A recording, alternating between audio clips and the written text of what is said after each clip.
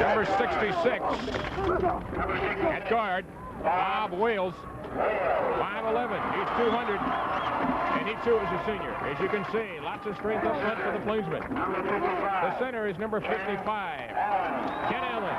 He's 6 feet, 200 pounds, and he too is a senior. Number 65, Ed Dunleavy, number 65, the other guard position, 6 feet, 195. He's a junior. He'll be back next year. Number 79, Bob Marchand. Bob Marchand, the other tackle position, number 75. He too is a junior, and a good one at that, 6 feet, 195. Offensively in the backfield, split end, number 24, Ray Snyder, 5'9", 174. He'll be back next year. He's only a junior. At back, number 35, One of the backs for the Plainsmen, number 45, Paul Gallo, 5'8", 170. He's a senior. There's the big man to keep your eyes on this afternoon. He's got speed, he's got power, he's done it all year for the Plainsmen. Number 44, Mike Moreau, 5'10", 190. He's a senior. The fullback this afternoon, number 30, Bob Adams, checks in at 5'8", 190. He is a senior. And finally at quarterback, he can run, he can throw, he does it all. David Jones, number 14, 6 foot, 175-pound junior. And the rest of the green and white, the Plainsmen of Shenendehowa, led by head coach Brett Stewart. A psyched-up crowd for sure this afternoon, Joe. Certainly is, Scott. I think both clubs are extremely up for this ball game. It means an awful lot to each of them. Both with an 8-1 record, coming in off league championships, and certainly both have tremendous.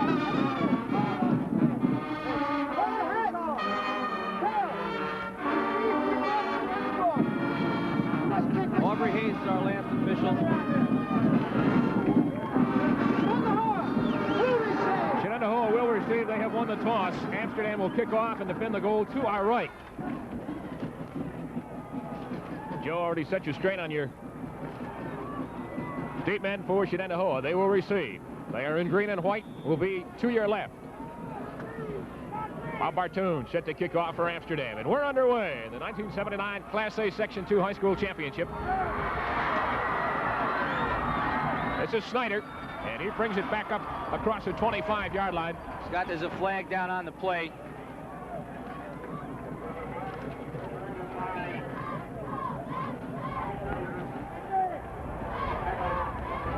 Set your starting offensive backfield for Shenendehowa. It'll be Ray Snyder. At the split end, Paul Gallo and Mike Moreau, your two backs. Bob Adams at the fullback position. David Jones calling the signal for the Plainsmen. He'll wear number 14 at quarterback.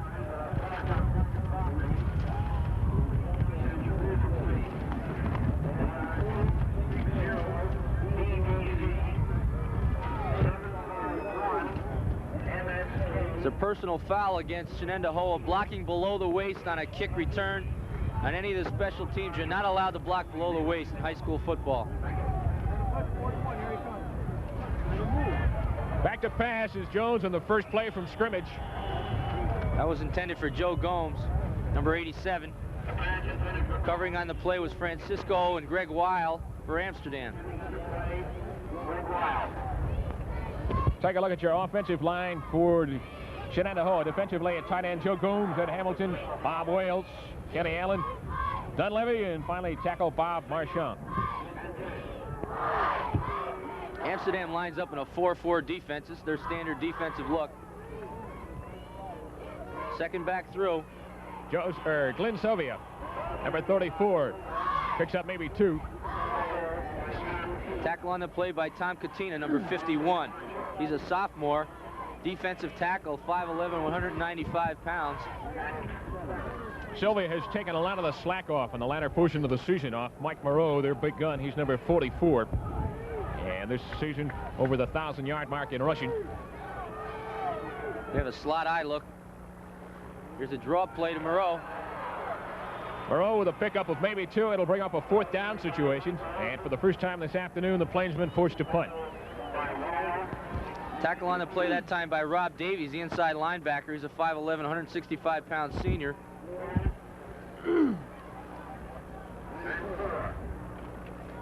Jeff Francisco will be deep along with Scott Donaldson for the Rams of Amsterdam. A stiff wind will be in the face of Bill Ellis. He gets it away. It goes straight up with the wind again. Carries it to the near sideline. Good bounce. As far as Shenendehowa is concerned, it'll be down just shy of the 40-yard line. And for the first time this afternoon, the Rams will take over offensively 1st and 10 from that point. Scott, Amsterdam's going to have excellent field position here on the 47-yard line.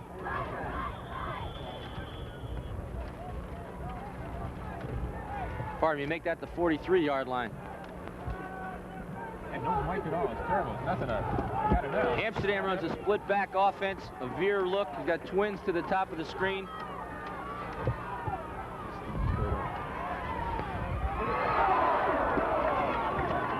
Almost completed over the middle.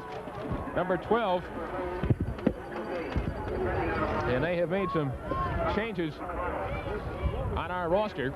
And we do not have that one. We will check on that and let you know who that ball player is. Looks like both clubs going to the air right away, trying to get the quick score, perhaps move the ball down the field in good shape. We have a double wing set. Both these quarterbacks, Kelly and Jones, can put the ball in the air. So we undoubtedly will see that this afternoon. Fake to Francisco, and it is complete.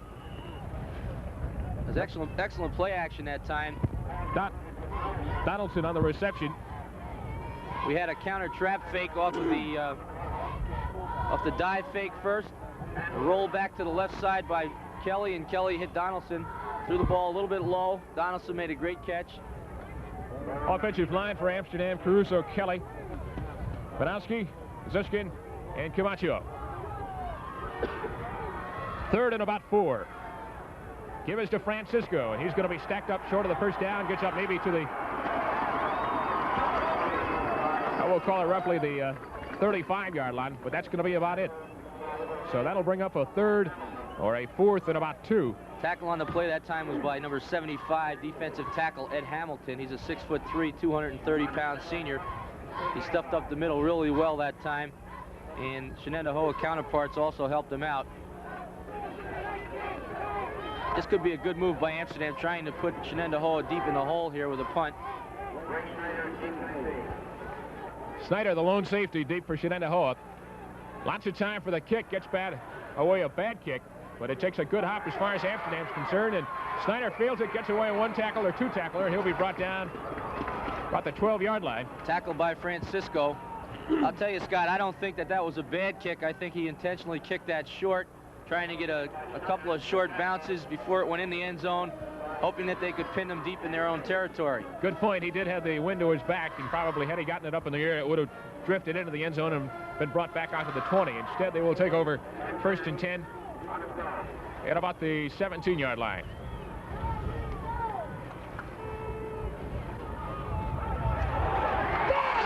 That's Paul Gallo on a quick hitter up the middle, number 45. And that should be enough for a first down.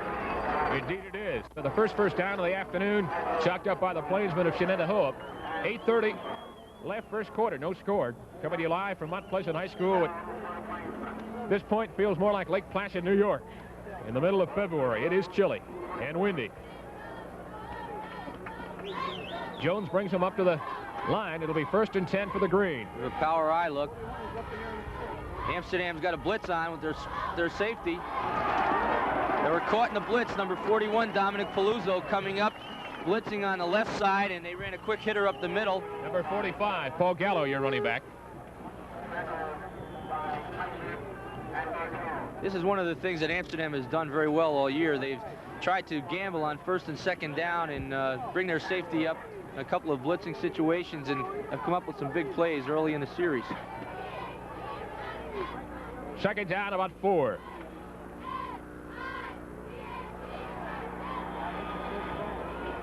He was hit first by Greg Weil, number 45, and then by Jim Kelly, 62.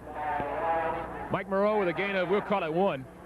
Bring up a 3rd down and 3 yards to go.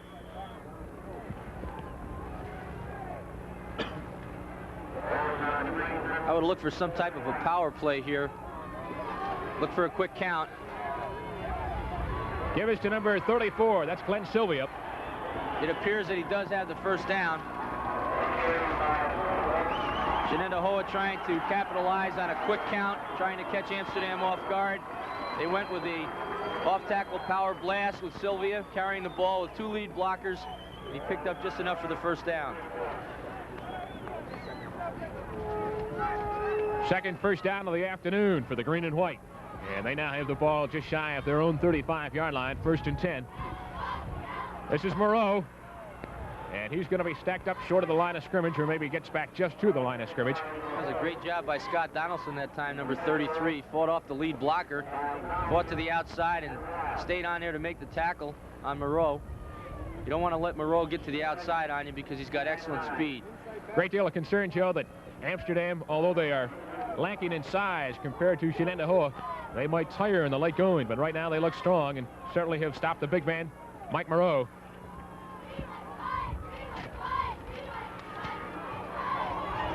There's that quick hitter, little reverse counter play up the middle with number 45, Paul Gallo, carrying on the play. That's about 3 times they've run that play with success.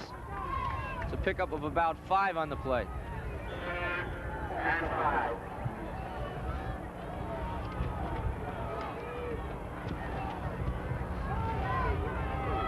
Amsterdam has faced some pretty big teams all year long, and they seem to have stood the test. Oh, there's a big play. That's Mike Moreau on the carry. That was a counter dive with the fullback leading up through the hole with Moreau carrying the football. Number 44, he's the one we told you to watch for. Stewart at present seems to be platooning him, and he and Glenn Sylvia, number 34. I believe Moreau was nursing an injury. I know last week he didn't play very much, if at all, against Poughkeepsie. This is Glenn Sylvia. Tackle on the play by Ralph Camacho. There's a player down on the field. I don't know if he's injured.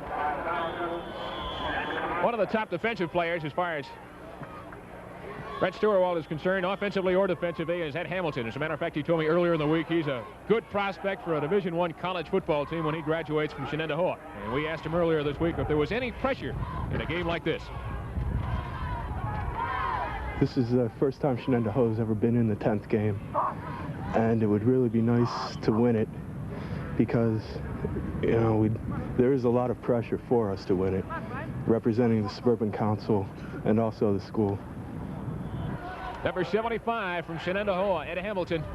And as we said, a top prospect as far as head coach Brett Stewart is concerned for some Division I football team when he leaves the Clifton Park area. Okay, once again, we're looking at a power I set here. 3rd down. Give us to Moreau, and he's got the first down and then some. He's got one player to get away from. Francisco saves him from 6. Jeff Francisco coming up with a touchdown saving tackle. We're going to see more of that, I'm sure, all afternoon long.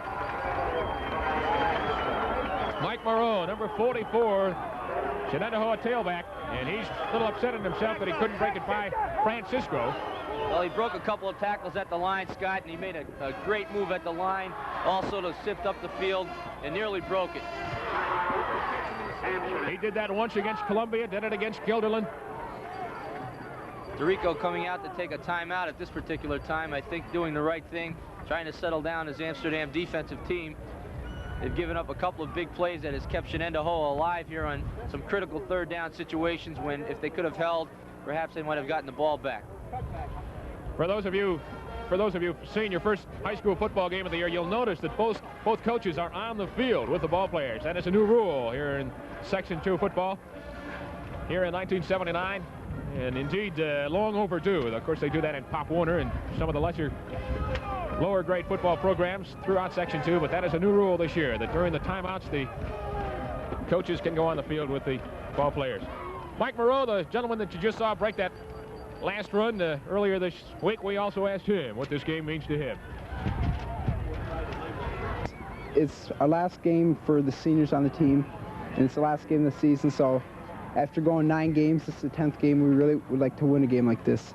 We've been out here for about 16 weeks working very hard, and this is a single game that we work for. Number 45, Paul Gallo. Pickup of about 2 on the 1st and 10 situation.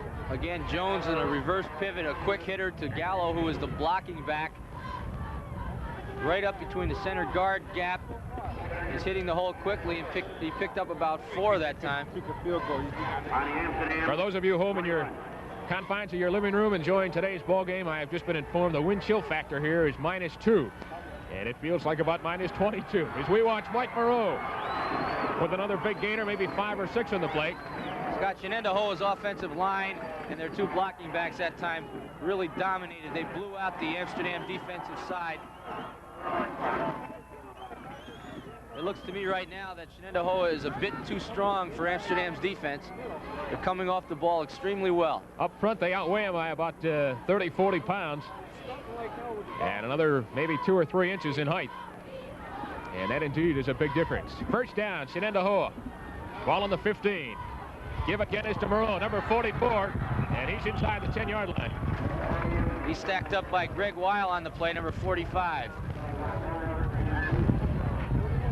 This is going to be an important series here for Amsterdam if they can get themselves back together here and perhaps shut down Shenendehowa here. It could be awfully difficult with a 2nd and 4 situation.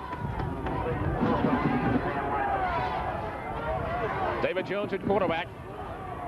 Takes a snap from center, and a quick hitter up the middle, number 30. That's Bob Adams.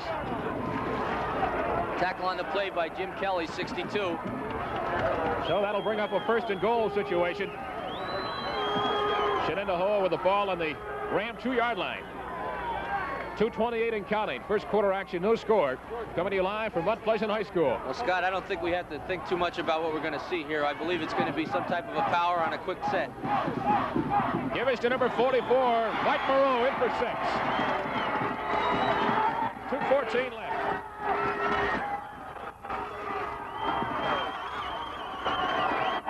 Certainly, Shenendehowa has established its running game. I think that's probably what they came here to do this afternoon.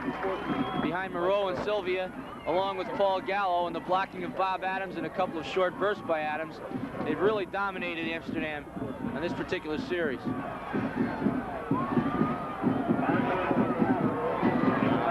Three yards out, 3 yards. Low snap. Low snap. Jones is going to pass it. Just outside of the end zone, Joe Martino hoping to put the hands on it. So that could be a costly extra point, a costly conversion as time winds down. A lot of people under the impression this is going to be a close ball game, possibly 14-13, 13-12, what have you.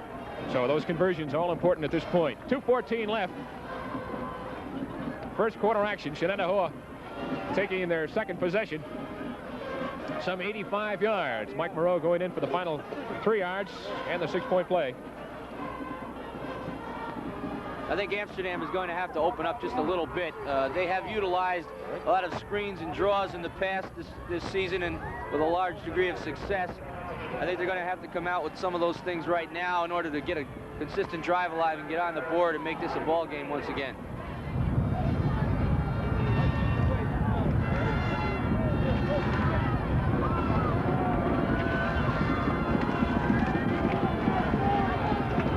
Number 56 set to kick off, and as you can see, the wind for the 2nd time this afternoon has blown the ball off the tee. It is that kind of windy afternoon here at Mount Pleasant. And we don't continue to harp on that, but I tell you, it's cold, folks. Deep are Francisco and Donaldson for Amsterdam. Looking for a kind of short kick here. This will be Francisco. On his 25, 35, up across the 40-yard line, and he is brought down there. Number 77, that's Bob Zub. So for the 2nd time this afternoon, the Rams of Amsterdam, the Big Ten champions with an 8-1 record in 1979, will take over offensively. This is one of the few times that Amsterdam has been behind in a ball game since their opening game loss. Kelly Katina.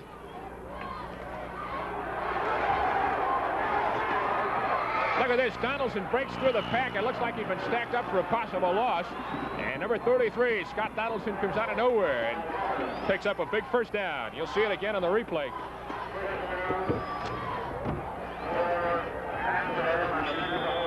Well, the tackle on the play is shown there by Glenn Evans.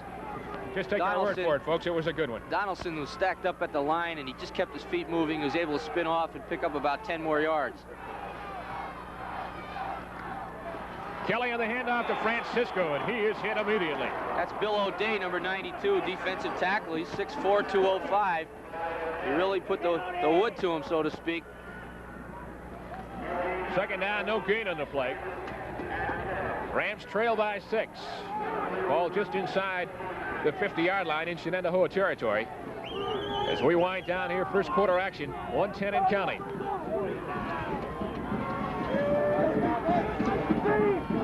Joe Kelly, number 11, at quarterback. He'll pass. He's got the wind behind him. Plenty of time. And he's going to be put down by number 55, Kenny Allen.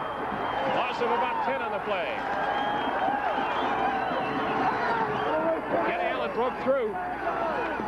Scotty had a receiver open, but he just wasn't able to hit him because of the pressure by Kenny Allen, number 55. As you'll see here, he's right in his face, fighting to the outside real well, and pulls him down from behind.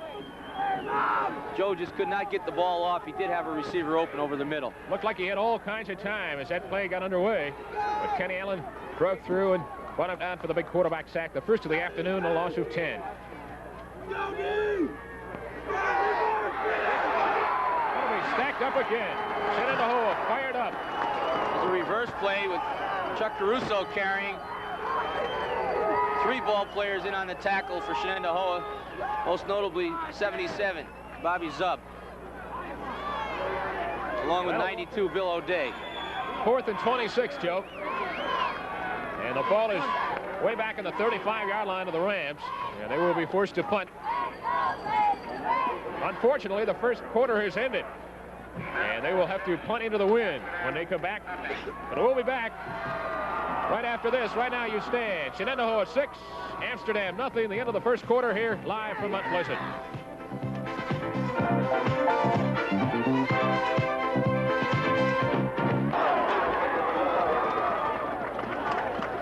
Welcome back to Mount Pleasant High School, coming to you live and exclusively here on TV 13. This is the Big Ten Suburban Council Showdown of the year.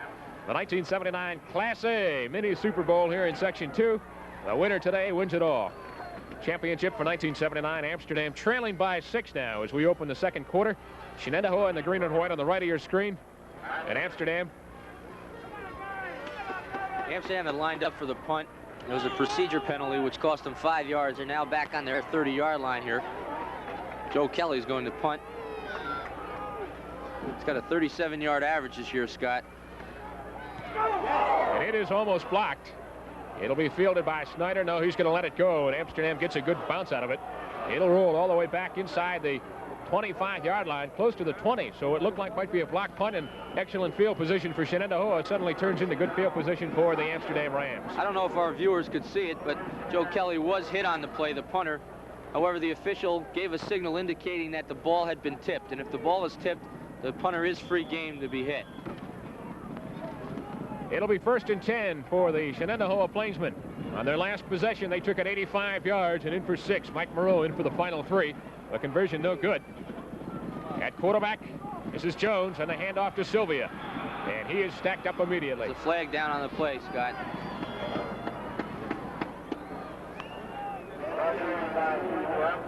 Looks like procedure against Shenendehowa.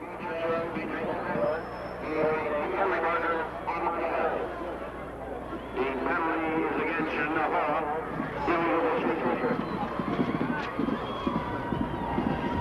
Keep in mind, we'll have highlights of this afternoon's ball game, as well as the Class B game, Scotia and Johnstown, tomorrow at 12 noon.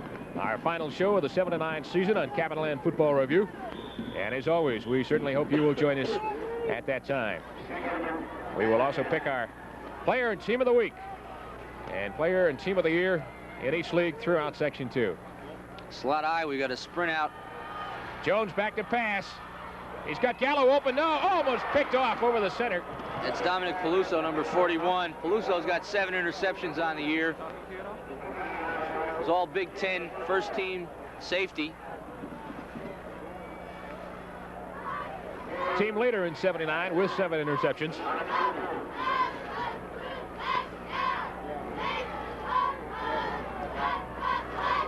It'll be a 3rd down. 10 yards to go. Plainsmen lead by 6. It's a lead draw. Tackle on the play by Weil and Donaldson. Sylvia, your ball carrier. Gain of 2, and that'll bring up a 4th and 8. Scott, very rarely does Shenendehowa run an offensive running play without a lead blocker, either a folding lineman or a fullback or blocking back leading the tailback through the hole. Bill Ellis set to punt. Twin safeties, Donaldson, Francisco for Amsterdam. He's got all kinds of time there with a wind to his back. Nice spiral. And this will be Francisco. And he is hit immediately. Ed Krogan, number 90, the initial hitter. And then helped out by number 68, Tom McCardle. Officials will spot the ball just inside the 50-yard line. It'll be the 49 of Shenendehowa. And for the 3rd time this afternoon, Frank DeRico's Rams see if they can get it all untracked here. Put something on the board. They're going to have to open up just a little bit more here, Scott. They've got a slot eye left.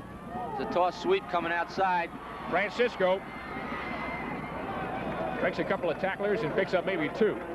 I'll tell you, the young man who made the play, Glenn Evans, number 32, did not make the tackle, but I believe he made the play by forcing Francisco to go a little bit wider than he would like to.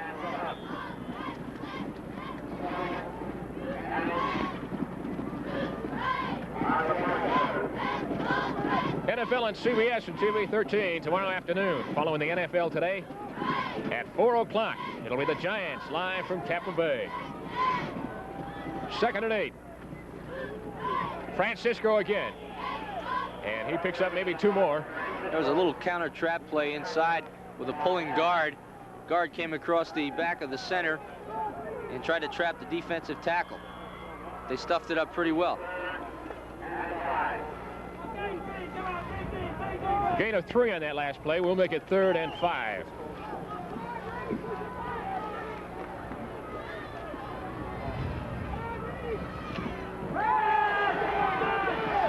Kelly back to pass, and he's got his man.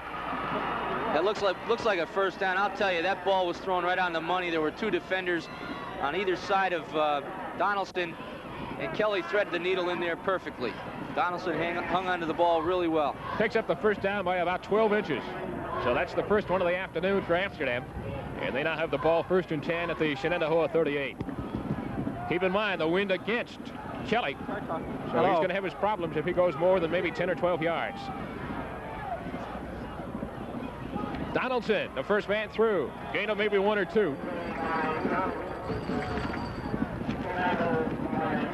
Scott, Amsterdam has not had an awful lot of success running the football tackle to tackle here today.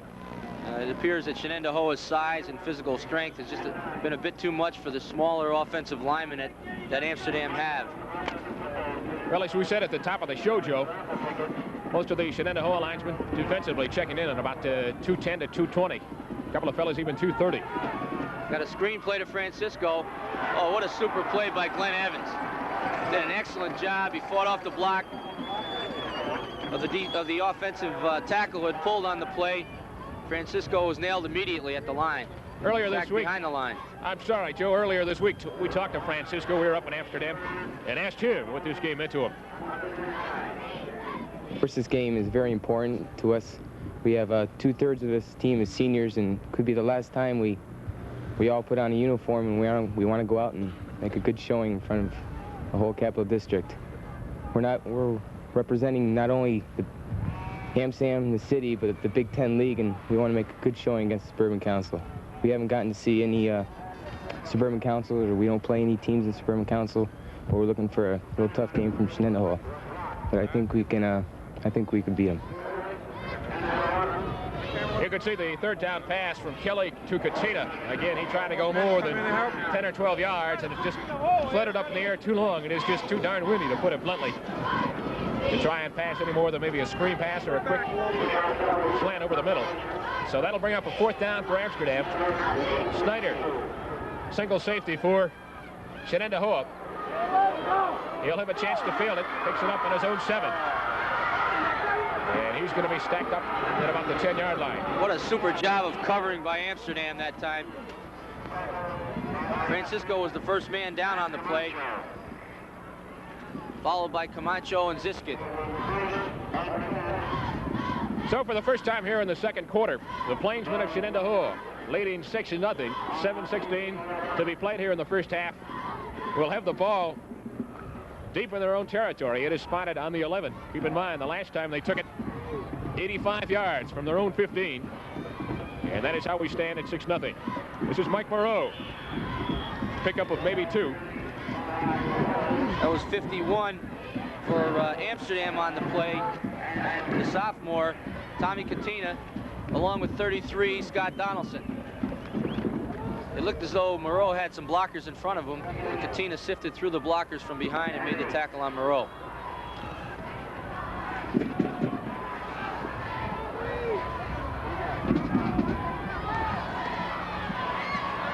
There's a flag down. An open receiver. Gallo cannot hang on to the ball. Nice fake by the quarterback, number 14, David Jones, and Gallo all alone out in the flat, and he just couldn't hold on. It is cold here. All the fellas on the sidelines with gloves on and what have you, trying to keep it warm. As we said, the wind chill at kickoff about 2 below 0, and I'm sure it's down below that now. It is chilly, and it is very, very windy.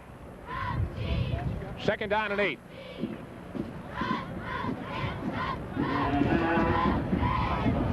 Scott Murray and Joe Grasso coming to you live from Mount Pleasant High School in Schenectady, New York. This is the Class A title game in Section 2 for 1979. The winner this afternoon wins it all. That motion penalty on Shenendehowa was declined by Amsterdam since it was an incomplete pass. We now have a 3rd and about 8. Looks like a halfback pass. This is Moreau. He's got him wide open. Just overthrown. Number 24, Ray Snyder, just couldn't leg it. Wow, Moreau showed a tremendous arm on that when he threw the ball about 40 yards in the air with the wind. Take another look at it here, Joe. Number 44 is Moreau. Well, I guess that blew away too. So, well, they showed a toss sweep to their left, the offensive left, and Moreau, a left-handed thrower, pulled up and threw the ball. Bill Ellis in the punt. He'll have the wind to his back, so he should get this back close to midfield. Amsterdam went for the block. We have a high kick and a fair catch is signaled for. That's Jeff Francisco with the catch. And it'll be marked at about the 45-yard line.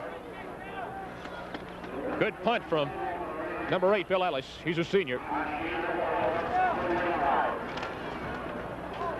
So the Rams will take over for the second time here in the second quarter. Offensively, 1st and 10.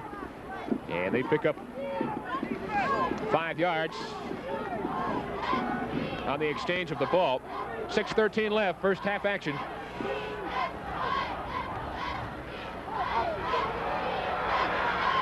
Kelly on the option's going to keep it and picks up maybe 2 or 3. Once again, Shenendehowa is really feathering the option play very well. We call that feathering when the defensive end or outside linebacker, the man who's responsible for the quarterback, plays the quarterback along the line of scrimmage and keeps widening with him. And Glenn Evans did a tremendous job allowing Bob Zub to play along the line of scrimmage and make the tackle on the quarterback, Kelly, when he turned it up. Pickup of about 4. We have a double wing set. Motion going left. Counter trap. Fake. He's got a receiver open. It's Donaldson. That was a delay. In the back. Donaldson on a reception. And a big first down for the Rams of Amsterdam as they would like to tie this thing up before the half. You'll see the instant replay here, Joe. Okay, watch Kelly makes the fake to Francisco, then throws to Donaldson back on the sideline. Donaldson picked up about 15 yards on the play.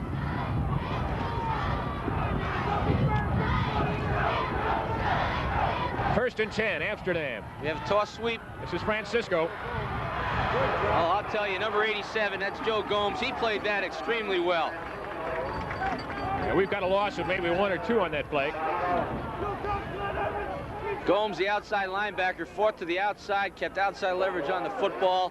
He just came up and made a great tackle on Francisco that time. 2nd and 11.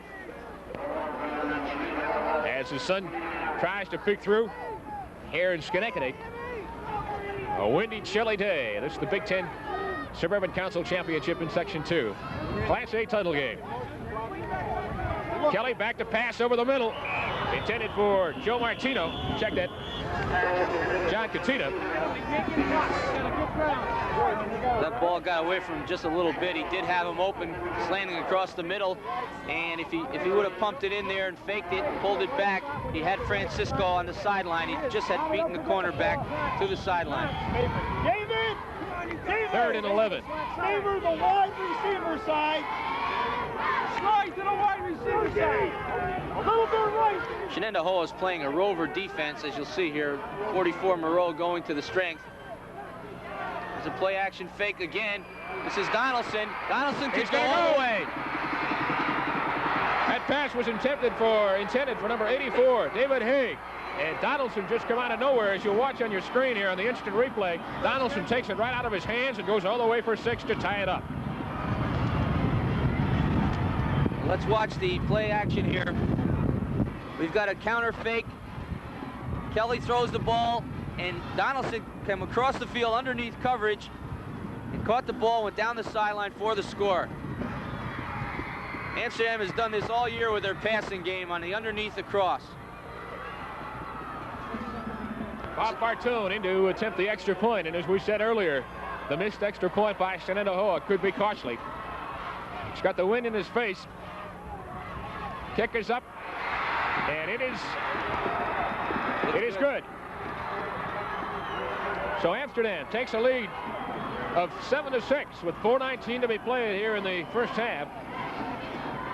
This is very important for momentum here as we're closing toward the end of the first half with 4:19 left. I think it was very important that Amsterdam was able to get a sustained drive and move the ball down and score against Shenendehowa. Not only score, but now take the lead by a point. I think that the tide has changed just a little bit, and it's going to be a very important factor to see if Shenendehowa can fight back with a sustained drive here. Well, they've certainly got plenty of time. Donaldson, the gentleman that just scored that touchdown earlier in the week, talked about the pressure in this type of game.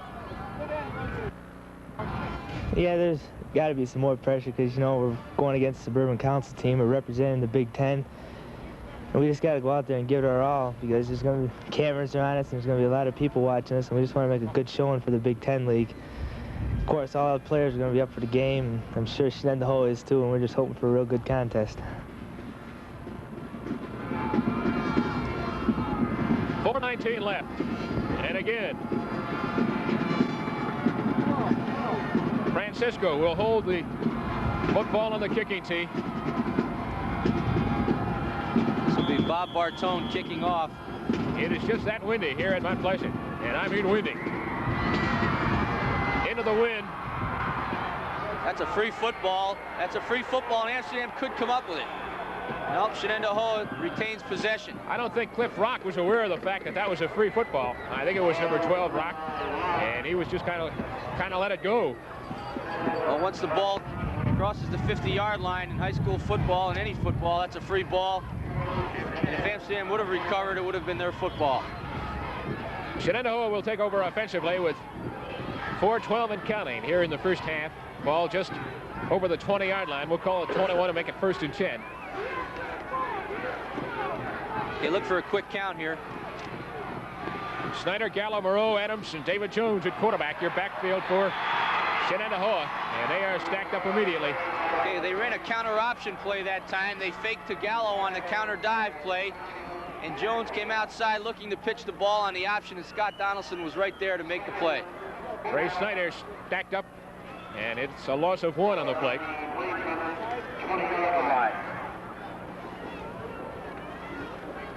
Second down, 11 yards to go. Got a slot eye left here. Toss sweep. This is Sylvia. Sylvia breaks 3 or 4 tackles, and he's up close to a first down about the 30-yard line where he is knocked out of bounds. That'll stop the clock with 3:17 left. He was knocked out by Peluso, 41, and Kelly, 62, but I'll tell you, Sylvia showed me a lot there. He had a lot of strength and balance along the sideline. He broke about 4 tackles. Brett Sturwell told me earlier this year, had it not been for Mike Moreau, chances are Sylvia would have been a starter the better part of the season, but he has certainly come on strong the last 4 or 5 games. Give us to Mike Moreau, and he should have enough for a first down. In high school football, that'll stop the clock with 3:14 left. That was 99, Frank Bertucci on the tackle.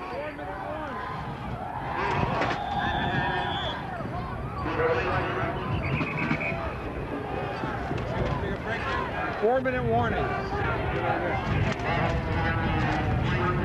Everything got a little silent up here for the moment. Something on the scaffold that we are high above Mount Pleasant High School. Went whipping off. This is Gallo. He could go. Number 41, Paluzzo, with a saving tackle. And he goes out of bounds with 2:50 left and about the 40-yard line. There's still plenty of time here to sustain a drive and score for Shenendehowa. With 2 big runs by Sylvia and Gallo here, could put them in much better shape. They're on the 40-yard line with a first down. And a lot of time. Wind really whipping up here at Mount Pleasant as we have 2:50 left. Jones, second man through, is Mike Moreau, and he's got a pickup of maybe 6 or 7. That was the isolation play with number 30, Bob Adams, leading the play with Mike Moreau carrying behind him. Shenendehowa going back to that ball control type offense, just running the ball right down Amsterdam's throat right now.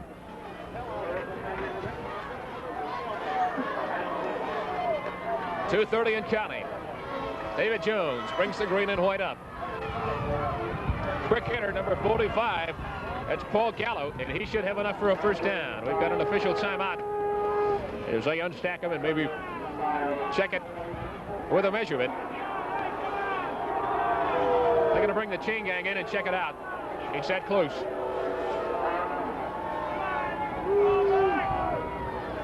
Gallo with a gain of 3 on that last play. Again, that was back to that quick hitter. Quarterback Jones reverse pivoting and handing off. That was Gallo again, quickly hitting the center guard gap. And every time it's been on the Shenendehowa's left side, they've had a lot of success running the left side here today. 2:17 left. And you can hear from the partisan crowd on this side of the field that indeed it is enough. So 1st and 10 for Shenendehowa.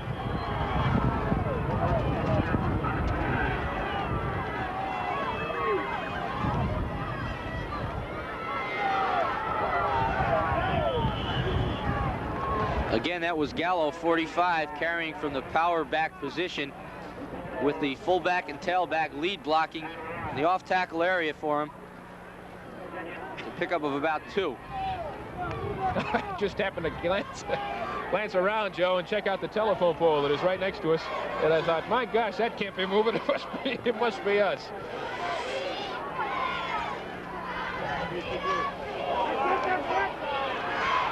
Sylvia is stacked up immediately by Weil, 45, and Kelly, 62. That'll be a 3rd down and maybe 6 yards to go. Shenendehowa has taken a timeout here with 1:28 left in the half in a critical 3rd and about 6 situation. So we'll take a timeout too, Joe. With the score, Rams 7, Plainsmen 6. We'll be back.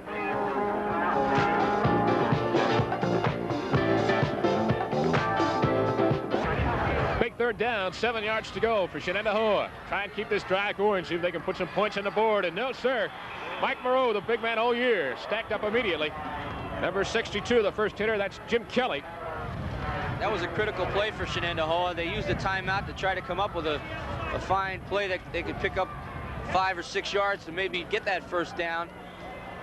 The clock is now running down to 1:07, and it's a critical 4th and 6 situation. Coming up at halftime, the award-winning Amsterdam marching band. But right now, it's Jones. Oh, he's got room on the sideline. Boy, he sure does. And he's going to be inside the 10-yard line or close to it. Well, he's got him marked out of bounds on about the 17-yard line, it looks like, Scott. The big factor, Joe, he picks up the first down, and that stops the clock with 51 seconds left. That was a very well-executed play. It was a quarterback sweep to the outside. We pick it up here, watch him fake to Gallo. He's got a pulling guard in front. He breaks the tackle, he steps, you can see him step out of bounds right there where the official marked it. Simply outran Katina, number 51, trying to put the hand on his back. So 1st and 10 now. We've got Twins to the top of the screen. Ball is on the 15. Looks like a passing play. He's got nobody open. Camacho on the play. It is Camacho, number 60. It's going to be a loss of about 10 yards. Along with Bartone, number 21. He's brought back down. Now this flag becomes critical here, Scott. But it is against Shenendehowa, illegal motion. I'm sure that Amsterdam is going to decline the penalty here. Keep in mind, with this wind, if they can push it closer in the next couple of downs, even though they do not score, it is within distance of Rondé, the place kicker. About a 45-mile-an-hour wind whipping across the field right now.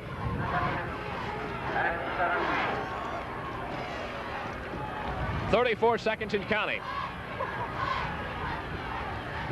Jones back to pass. He's looking for Snyder, 24. He's got him open. Oh, what a play by Caruso. Chuck Caruso come out of nowhere, knocked it down. For sure, would have been 6. Well, I'll tell you, I'm not sure that Caruso thought he could get that much of his hand on the ball, but perhaps he could have intercepted that one. And if he did, I'll tell you now, he'd have been all the way because no one was there at all. Here you'll see Jones sprinting left. He pulls up. He throws to Snyder, and look at that play by Caruso. Came out of nowhere. So another Shenendehowa timeout. And that stops the clock with 25 seconds left.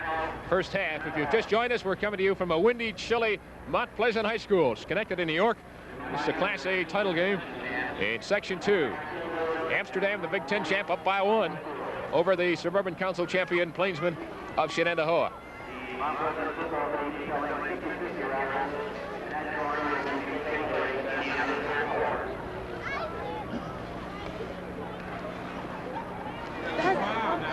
You see most of the cheerleaders on the Shenendehowa side of the field with the gloves on. The extra sweaters underneath. It's chilly. 25 seconds left. We can look for Shenendehowa to come up with some type of a play where they isolate a receiver. They've got Twins at the top of the screen, I formation. He's got a draw to Moreau, 44. He's got some room to run. And tackle is made there by 33, Scott Donaldson, and 45, Greg Weil. That'll bring up the 4th down situation. Brent Stewart checks out of the field again. Talk it over with his troops. And unofficially, that is all in the timeout department for the green and white. It'll be interesting to see if he lets Rondé go with the field goal attempt, or possibly lets Jones take him in, or at least attempt to. Well, I think right now, Scott, the primary factor is to try to get that first down. The clock will be stopped if he does have the first down, and he still would have 1 or 2 more plays left before the half expires here with 19 seconds left. Well, Stewart out there right now talking with quarterback David Jones. As a matter of fact, we talked with David Jones earlier this week about this big game this afternoon. This game is probably the biggest game of my life. I'm only a junior. So winning this game means a lot to me, just because I have a lot of friends who are seniors this year. And last year as juniors, they fell to a very bad season. I really just wanted to come through for them, because the friends I have as seniors are really good friends, and they've done a lot for me. And hopefully I can do enough to help us win this Saturday. Well, you saw it right there. Moreau on the option play. Incomplete. Kind of really nothing to do but throw it into traffic downfield. So Amsterdam will take over in the turnover of downs. And they will have possession for some 12 seconds here in the second quarter. They lead by 1. So the tightness of this game expected in the scoring department certainly has lived up to all expectations. Look for Amsterdam to just either fall on the ball or run a quick dive play. Kelly does fall on the ball, let the clock run out here. I'll tell you, on that halfback pass by Moreau. It was knocked out up in the air, and it nearly was caught by one of the Shenendehowa receivers. Well, that's the end of the first half. The Big Ten champion Amsterdam Rams leading the Suburban Council champion Plainsmen of Shenendehowa by a score of 7-6. We'll be back with our halftime entertainment right after that. Game. This has been their key for the season. Shenendehowa, on the other hand, has had an outstanding season, an 8-1 year, losing only to Shaker High School. And Shaker, believe it or not, could have ended up in a tie for the title had they not tied Colony in the opening game in the Suburban Council. And that one is nothing game right now. And, you know, obviously the best team's going to come out winning, hopefully, here. And I really look for a hard-hitting game. The second half, they've continued to do that throughout the game. There's been some excellent defensive play here. And I think that's just what we're going to see in the second half. Not only the fact that they technically should not come out passing as far as the game plan goes, but they will have the wind against them in the third quarter. And I speak of Shenendehowa. So chances are we will not see Jones put the ball in the air that much. 7-6 is how we stand, coming to you live from Mount Pleasant High School. And again, we remind you, coming up tomorrow on Capital Land Football Review, a complete recap, highlights of this game this afternoon, as well as the Class B game, Johnstown and Scotia, which is now underway up at Shenendehowa. And we will also bring you up to date on the other two Section 2 conference playoff games, C and C2. And again, indicative of the windy weather we have here at Mount Pleasant, the ball blown off the kicking tee as Norm Hayner gets set to kick off. And the second half momentarily will be underway. Francisco Donaldson deep for the Rams.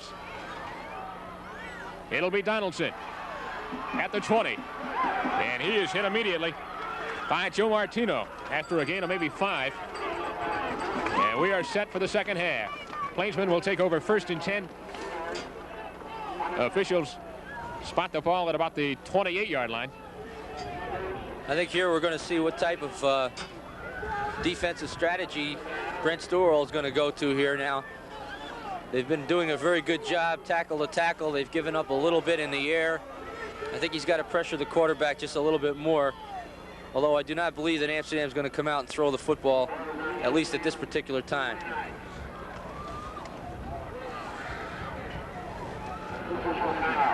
Now, we said that Shenendehowa would be passing against the wind in the third quarter. Check that, make it Amsterdam.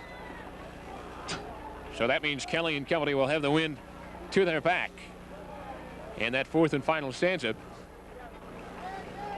Got a helmet repair. Donaldson hit quite hard on that last check. And so number 21, Bob Bartone. That's 41. 41. It's Dominic Peluso coming in, replacing Donaldson. 1st and 10 Amsterdam. Ball is spotted on the 28.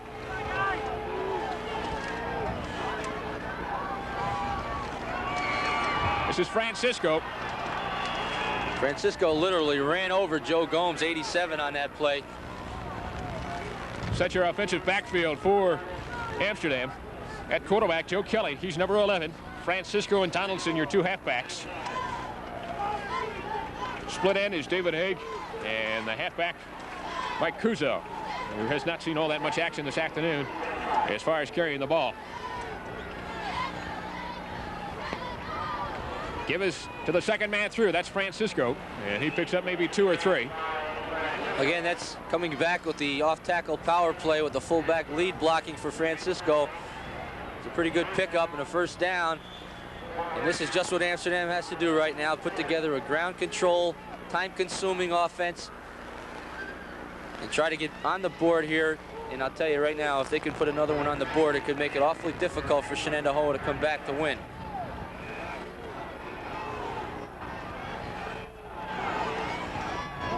Francisco. And he's got another big pickup. Jeff made a great move at the line of scrimmage, breaking to the outside. I think he's probably one of the finest athletes in the Capital District, Scott. He does everything for them. Runs back, kicks, plays defense. He's done a tremendous job for Amsterdam, and I think he's the primary reason that they're here today. 2nd and 3.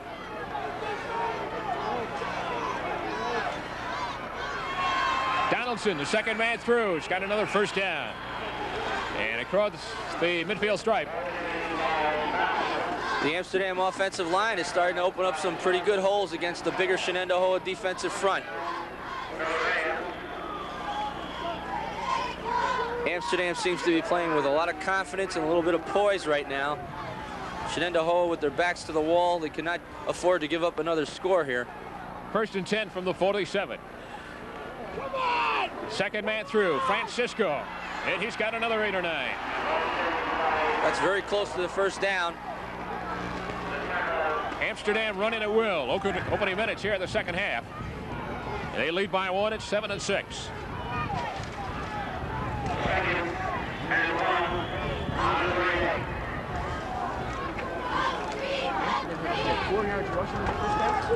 This is a good time to go with a play action pass, but again with the wind I don't believe they're going to do that. Okay. Oh, Donaldson is stopped by McCardle behind the line for a loss of probably 2. It's going to bring up a 3rd down and 3 situation. And that is an awfully big play for Shenendehowa.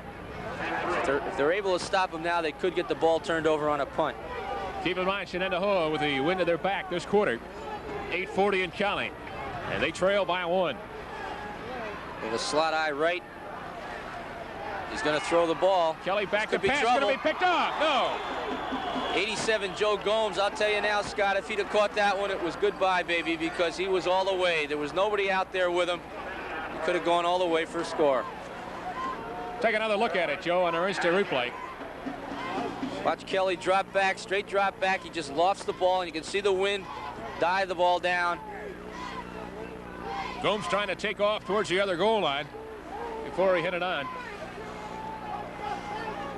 Snyder deep for Shenendehowa.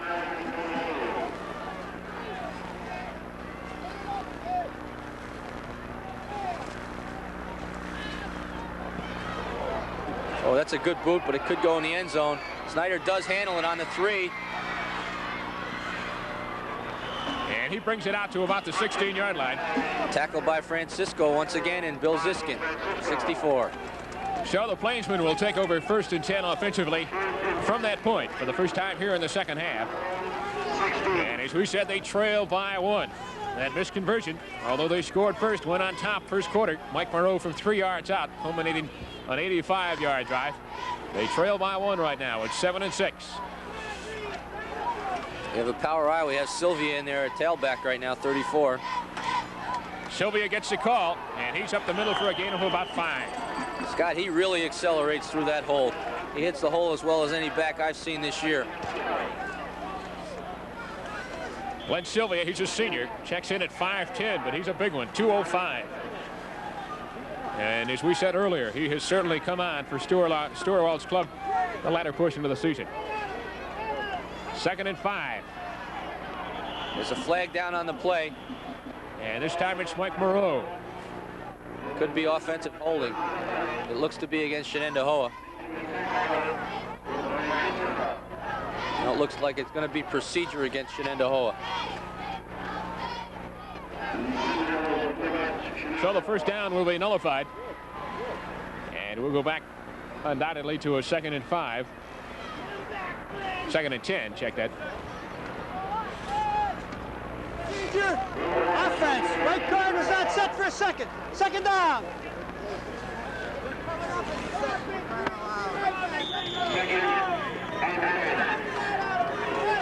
Second and 10.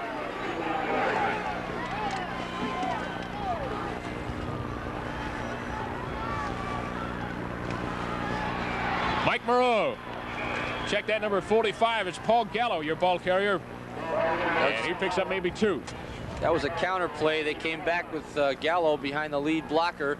Sylvia that time. The tailback ended up being the lead blocker. They had faked it to the fullback to the right side and came back with a counter play lead off the left side.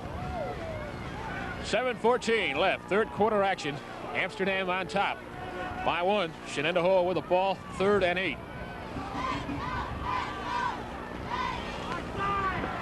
Jones back to pass. He's got Gallo.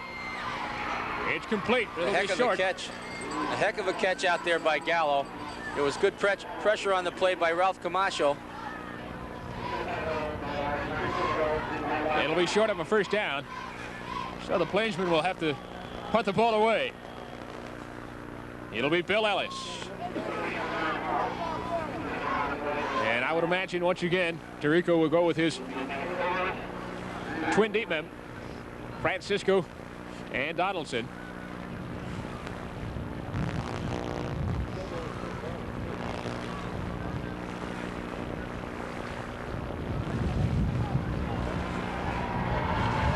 We can't check the number on that injury as yet, but he seems to be all right.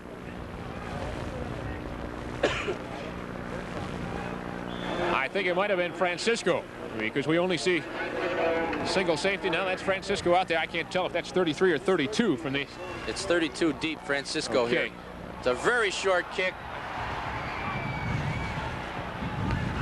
Amsterdam is going to have excellent field position here on the 31-yard line. It looks like somebody might have gotten a hand on that. I don't know if we can see it on the replay or not. I don't believe they did, Scott. I just think that he hit the ball a little bit badly. Ball got up in the air, and in this kind of a day, really didn't go very far.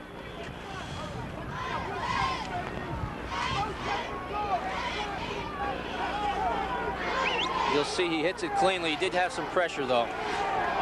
It'll be 1st and 10 now for Amsterdam. Excellent field position. Slot left. We have an I formation. 32-yard line.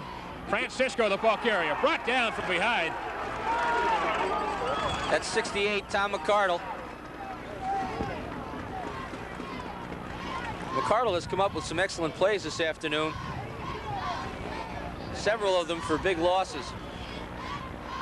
He checks in at 5'11", 195. And he's a senior. This is his last game.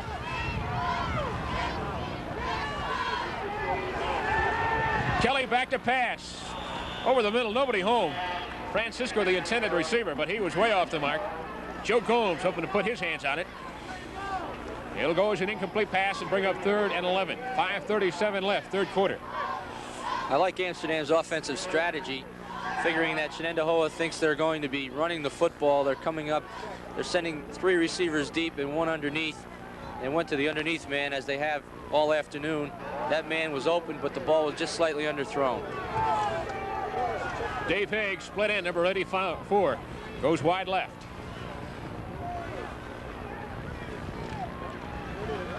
Kelly back to pass. He's got Francisco. Donaldson, check that. Donaldson, and that should be enough for a first down. Scott, that's the same play that they ran earlier for the touchdown, and one time previous to that. They've had a tremendous amount of success with that this year. 1st and 10. There it is. He fakes to Francisco. He sees Donaldson cutting across toward the sideline. He breaks down the sideline for the first down. Ball on the 16-yard line. So another big 3rd down conversion play. Successful for the Rams. And they've got a 1st and 10. Inside the 20. This is Francisco, and he's hit immediately. Gain of maybe 1. Tackled by Bill O'Day, 92 on that play. It'll be 2nd and 9. Ball is spotted just inside the 15. 5 minutes left, third quarter. Rams lead by 1, threatening again. They could open it up. Francisco is in the slot again to the left. Look for him across the middle. There he is. Kelly's got it, complete to Francisco. Shoestring catch. Great hit by Mike Moreau. He almost popped the ball loose. They're going to mark it just shy of the 10-yard line. Be a 3rd down and a short 5. Again, we're in 4-down territory here, but let's not forget they do have a very good kicker in Bob Bartone, but I don't think they're going to try it with this kind of a wind. They'd be kicking against the wind. Kelly again back to pass. There it is, intercepted. That's Gallo, number 45, looking for his blockers, and he'll be brought down just shy of the 30-yard line.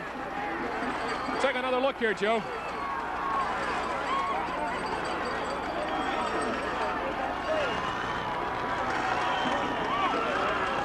There you see Paul Gallo, the man who just intercepted the pass. You see Kelly just loops the ball. A lot of pressure on him. He's looking for Francisco, and Gallo stayed at home where he's supposed to be. Made the interception and nearly ran it back all the way if he would have gotten by that. Same play as before. Man. When Donaldson picked up the big gainer. And the 3rd and 11 situation, suddenly 1st and 10 at the 15. But this time, Gallo didn't turn around. As you said, he kept his ground, stayed home, and picked it off. So our first interception of the afternoon for the Plainsmen. And they are now... This could turn the tide a little bit for Shenendehowa, Scott, in stopping Amsterdam's scoring opportunity there. However, they come out here and go with a motion penalty, costing him 5 yards and putting him in a little bit bigger hole here back on the 21. That'll make it 1st and 15. Power eye set. Moreau is the tailback.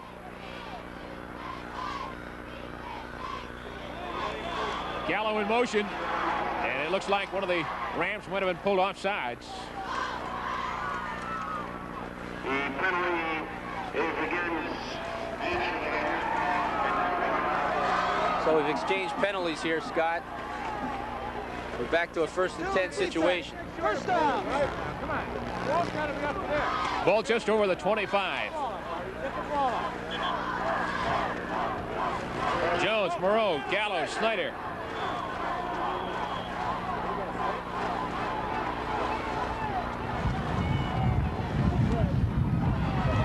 Mike Moreau, number 44, pulls his way up to the 30.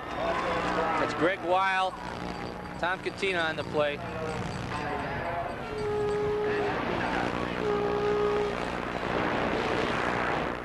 Glenn Sylvia checks in for Mike Moreau. And for the most part of the afternoon, the better part of the afternoon, Stewart has been platooning those two. Sylvia giving Moreau a well-deserved rest. 2nd and 6. Quick count, toss sweep to Sylvia. He's got good speed out there. And he's got power, too. Boy, he's close to a 1st down up around the 35-yard line. It'll be close, looks to be shy by about half a yard. So we'll call it 3rd and 1. And I would imagine Moreau will check back in. Indeed, he does. And he will probably be the man to get the ball this time around. 7 and 6 is how we stand. 2:36 and counting, 3rd quarter. Okay, Scott, I think we've got to look for some type of power play with Moreau carrying the ball.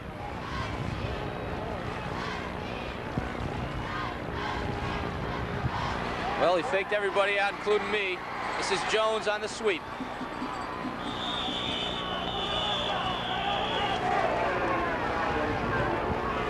So that'll stop the clock with a 1st down for the Plainsmen of Shenendehowa.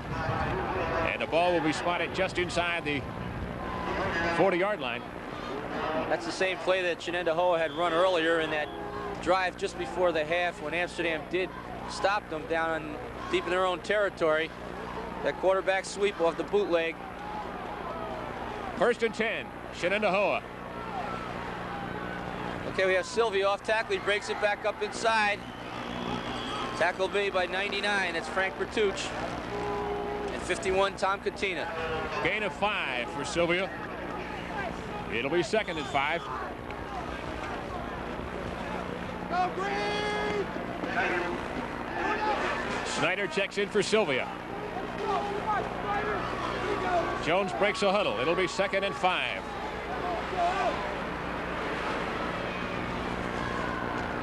Mike Moreau. Off left tackle, pick up maybe 2. Once again, Scott, Shenendehowa is trying to take advantage of the left side of their offensive line, going against a younger Amsterdam defensive look over there. They have a sophomore at a defensive tackle and a junior at the linebacker. Perhaps this is the thinking of Shenendehowa, going at the more or the less experienced ball players for Amsterdam. We've got a timeout on the field with 1:15 left. We indeed will also take this timeout. And we stand Rams 7, Shenendehowa 6. We'll be back.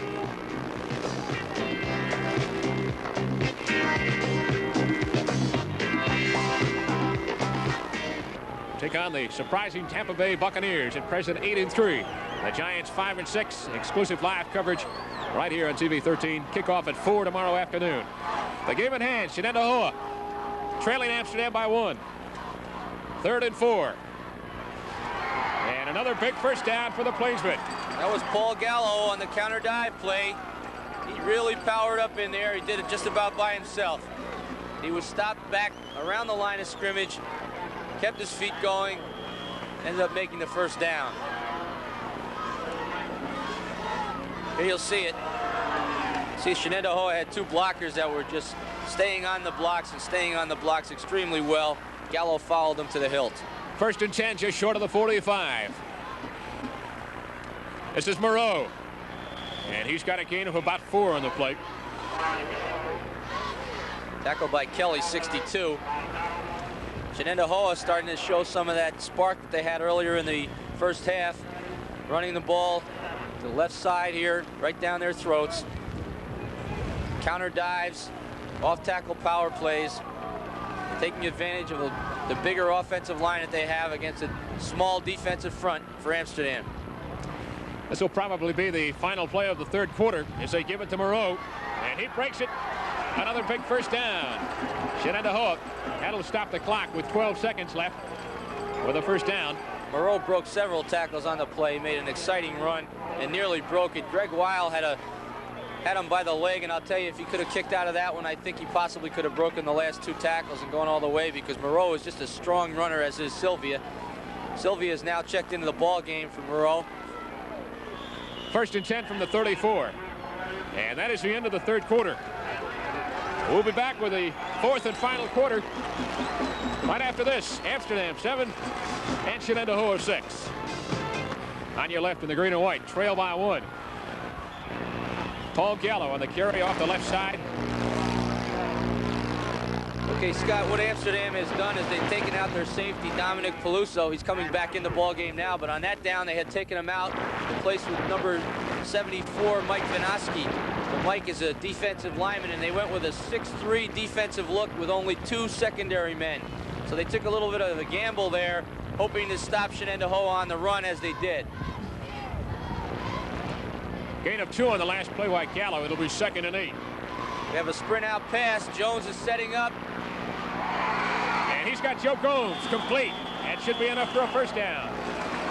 Tackled by Greg Weil, the outside linebacker. Yeah, we didn't see Jones pass at all in the 3rd quarter. He had the wind to his back. And now in the 2nd play from scrimmage, 4th quarter with the wind right in his face, about 45 miles per hour, he unloads and hits Joe Gomes. They watch him sprint to the right. He's got good protection. A lot of time. He drills the ball to Gomes. He's wide open on the sideline.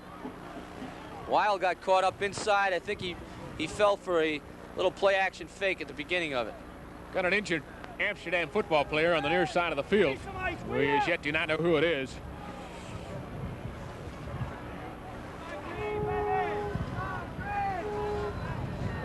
Head coach Frank DeRico wanting to take time to talk to his fellas with a timeout, but the officials say no go. 11:17 left. A wild and woolly one here at Mount Pleasant, and the Rams lead it by 1. 1st quarter action. Mike Moreau took it in from 3 yards out, following an 85-yard drive by the Plainsmen, and they led 6-0. A high snap from center, and the conversion was no good. And then in the 2nd quarter, Donaldson on a 44-yard pass play from quarterback Joe Kelly. 4:19 left in the half. The conversion up and good by Bartone, and that's the difference this afternoon. 7-6 is how we stand. The injured player on that play was number 32, Jeff Francisco. That could be a critical injury right now. I don't know how serious it is. He's walking out under his own power, and he seems to be okay. 1st and 10, Shenendehowa. Amsterdam coming with a 6-man front. David Jones gives it to Gallo. And Gallo is just tripped up by number 45, Greg Weil, or he might have broken it.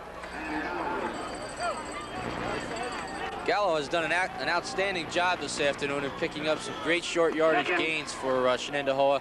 He's been very consistent for them. He runs extremely hard. He's not the kind of kid that's going to break open the big run, but he's going to make 5- and 6-yard bursts for you. 2nd and 5. Toss sweep to Moreau. Great job by 45. That's Greg Weil, and along with number 74, Mike Vanoski. They seem to be keen on Moreau. He has certainly been the workhorse all year long for Shenendehowa, but he's had his problems, as Harold Cheney did it with Albany, and Riley with Amsterdam, or with CBA. Some of the other fellas, the big guns for the teams of the Big Ten, all stopped up for the most part by this Amsterdam defense. Well, anytime you're going against a power eye look, you're always going to key that tail back. We have Sylvia in there now. We go with a draw to Sylvia. He breaks him. He nearly breaks the tackle, but a great tackle by Peluso, 41. Looks like it's a first down. Another big third down situation for Stillwell's troops, and they capitalize on again one more time. And so Sylvia, who has certainly been the surprise of the afternoon here for Shenendehowa, picks up another big first down for the green and white. That is their third of the second half, and they have a first and goal now at the 8. We have an unbalanced line to the right side. The give is to Moreau. Moreau inside the 5, up around the 3. It'll be second and goal from that point. That time Shenendehowa took their tight end and moved him over to the right side, moved their split end out also to the right side. There was only one eligible receiver on that side, the split end. However, it did give them an extra blocker to the strong side, along with the power back and the full back to lead for Moreau. 9:13 and counting, fourth and final quarter. Shenendehowa, second and goal on their 3. Unbalanced left this time. Same thing with Sylvia. He could be in. Sylvia in for 6. Shenendehowa goes up 12-7. Looked like Jones might go on the option, or on the left side, but handed off at the last moment. We'll say it again here, Joe. We call that a sprint draw. You'll see Jones looking to sprint left. He gives it to Sylvia up inside. He gets the flow of the defense moving to the outside, and the give is up inside. Sylvia really hit the hole and accelerated into the end zone. Be interesting to see if he goes for the extra point or the 2-point conversion. I think you got to go for 2 here, no question about it, Scott. I would imagine so, and that indeed is what Stillwell is going to do. They lead by 5. This is Jones. And he gives to, I think it was Moreau, first man through, and he is stacked up immediately. Well, that's a critical miss, because now a touchdown by Amsterdam would put them in the lead without the extra point. We stand at 12-7, 9:02 left. And now it is the Shenendehowa defense that will be called upon to stop the awesome offense of the Rams.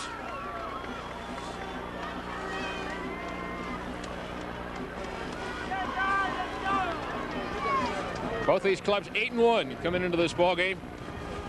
Amsterdam with an opening day loss to Joe Grasso's Griffins of Bishop McGinn. And about 3 weeks ago, Jeff Smyth's surprising Shaker Club, got to be the comeback team of the year in the Suburban Council, put it to Stillwell and company, and they beat the Plainsmen of Shenendehowa for the only loss for the green and white in '79. But right now, that is all academic. 9:02 to be played. Shenendehowa up 12-7, and the winner of this wins it all in '79. It'll be Norm Hayner handling the kickoff, George. They're looking for a short kick, and the wind is in the face of Hayner. It is a short kick. Donaldson on his own 25. There's a fumble, and Shenendehowa's got the football.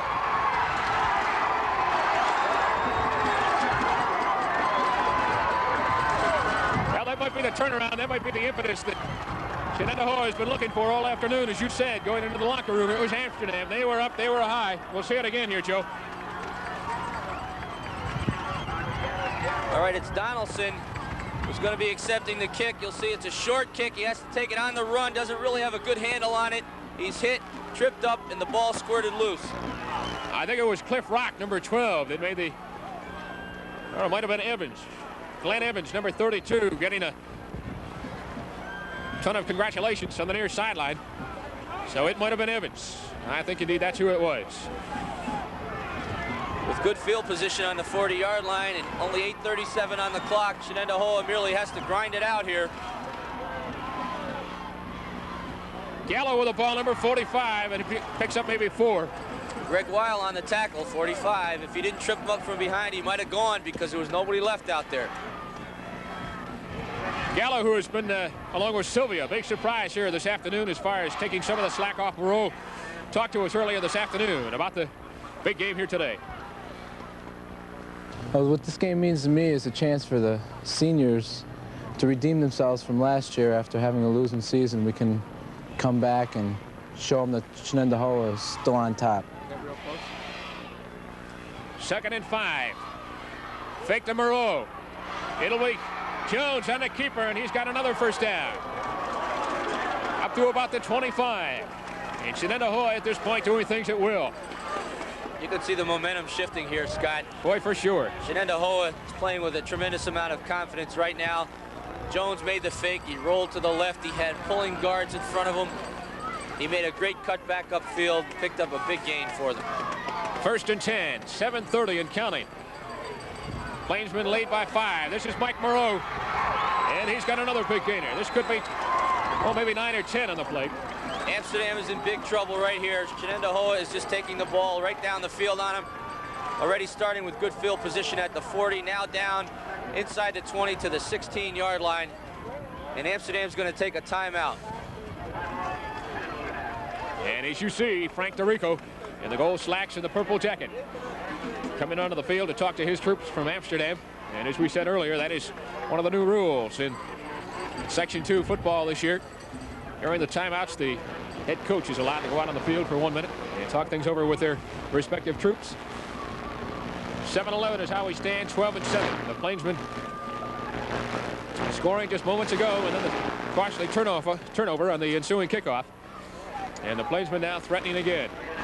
When play resumes, it'll be 2nd and 1.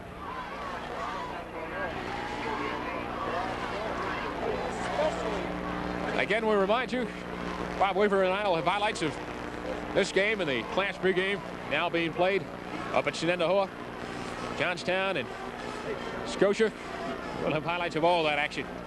And a complete rundown of the 1979 high school and college football season in Eastern New York. All that coming up tomorrow at noon on Capital Land Football Review. And again, the Giants will be in Tampa Bay, Florida tomorrow. Phil Simms and company, the surprising rookie, quarterbacking the Giants in that big game against the Bucks of Tampa Bay. All that gets underway at 4 o'clock. 2nd and 1. Jones back to pass. Here. Look at this. He's got nobody open. Well, he intelligently throws it away deep into the end zone. Well, I'm sure Brent feeling he's got a 2nd and 1 situation. He's still, with that incomplete pass, has 2 downs to make the first down. I'm sure that was uppermost in his mind when he made that call, figuring perhaps that Amsterdam would be caught up inside, trying to stop the running game. But they did not fool the Amsterdam defense on that particular down. So it remains 2nd and 1. Ball is just short of the 15. It's Mike Moreau, and he's got enough for a first down. Moreau is hit back behind the line by Weil, number 45, but he broke the tackle and he leaned forward and picked up enough for the first down. Excellent effort here. I'll tell you, all these backs that Shenendehowa have here running this afternoon, they're all about the same size, 5'9", 5'10", anywhere between 180 and 200 pounds, and they're kind of like clones out there. They run very, very well and very tough. Snyder, Gallo, Moreau, Adams, Sylvia, and as you said, all about 165, 170. Not all that big, but they're tough. Sylvia is stacked up on the play by Vanaski, 74, 81, Chuck Caruso. We also had 21, Bob Bartonen on the tackle. Ball is spotted on the 12-yard line. It'll be 2nd and 8. David Jones brings the Shens out of the huddle.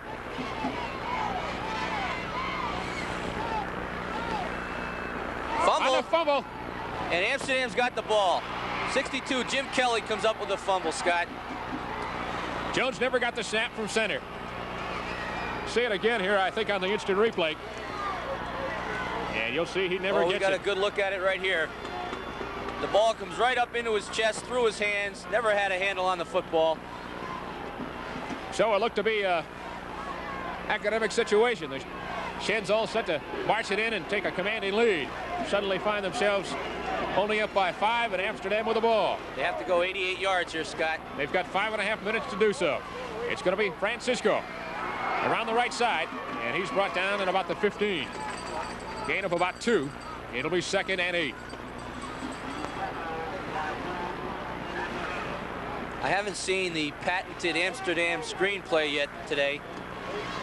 They've got a tight end screen. They also have a screen to the halfback, and I'll tell you, they run that as well as anybody I've seen in high school football this year. Kelly's got the wind to his back.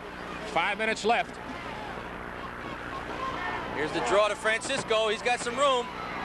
And he is just tripped up by Paul Gallo, who has played some kind of football game, both offensively and defensively this afternoon. Francisco could have broken that one very easily. And Gallo rose to the occasion, tripped them up, and it'll be a 3rd down.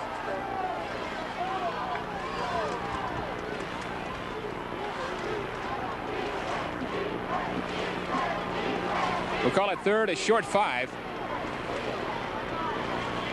Some confusion in the Amsterdam huddle. The gentleman who brought the play into the huddle did not get in there quickly enough. I think that they were worried about taking a 5-yard penalty for delay of game. It was a critical situation here with 3rd and 4. They could certainly not afford that 5-yard penalty. Oh, for sure, this is going to be the biggest play of the game for Frank DeRico's Rams. They trail by 5, and should they not make this a costly spot to have to try it on 4th down, I would assume they'd have to punt. They've still got time, but it's getting late.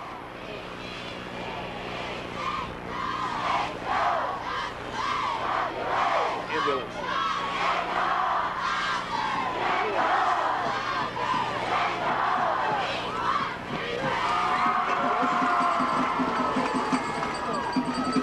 Most definitely, Scott, Amsterdam, if they do not make the 1st down, should punt the ball, try to get the ball back around midfield or beyond, and then at least have some time to stop Shenendehowa and get the ball back. Should have still a couple of minutes left when they get the football back.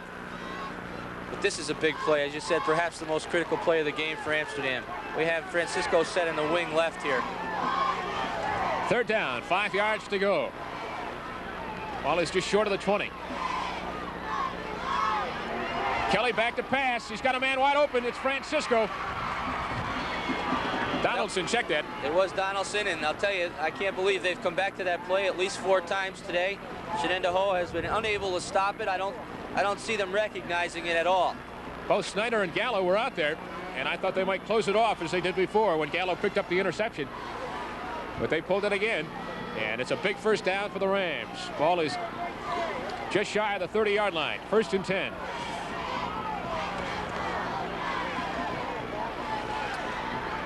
Kelly across the middle.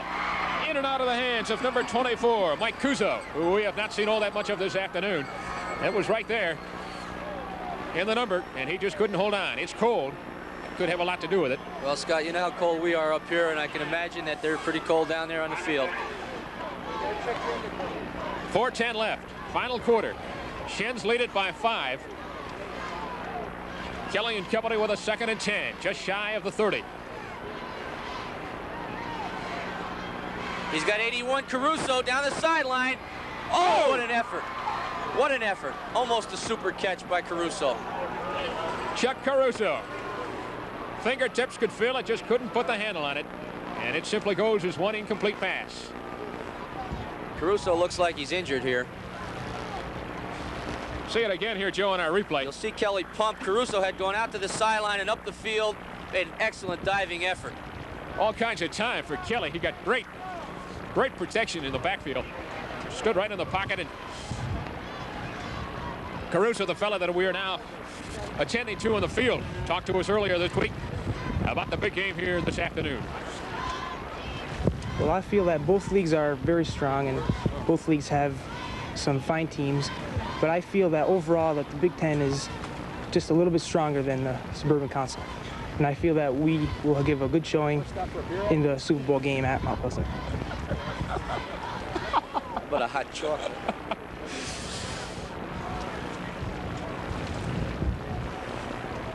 .404 left. Coming to you live exclusively Mount Pleasant High School in Schenectady. The Amsterdam bench attends to Chuck Caruso, who just made a valiant attempt at that last pass from Joe Kelly. Incomplete. And of course, it's a big third down situation once again for Caruso. Kelly and the rest of the Rams, they trail by 5. With a timeout on the field, we're going to take a break.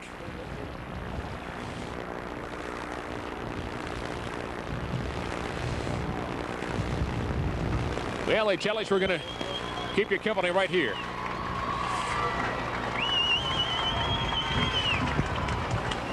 Caruso is up and working toward the sideline under his own power. Well, he came down pretty hard. He was all eyes on the ball, trying to come up with that big grab. But instead, it's a 3rd and 10, and the ball again, still shy of the 30. We've got a twin set at the top of the screen. Kelly again, back to pass. He's got Francisco over the middle. The short man, and he's got a big first down or close to it. It's awfully close, I'll tell you. I think they're a bit short. Well, what do? They'll be short by less than a yard if that indeed is the case, Joe. They'd be on the 40-yard line or just short. It's a first down. Well, they give him the first. They give him the first. Well, I was going to put you on the spot and ask you. I certainly would have went for it, I think, Scott. No question about it. With I'd have to agree. 3:50 left.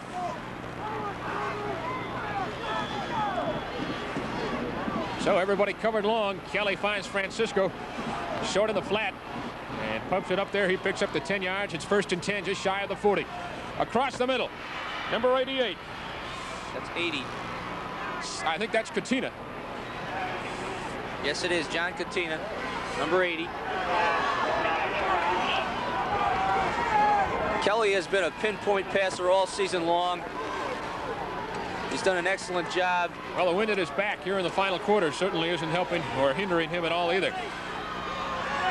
3rd and 3. We've got all kinds of flags. We had Amsterdam moving off the ball. The ball was never snapped. So that's a costly penalty for Dorico and company. And the officials will march it back 5 yards. So it'll be 2nd and 7.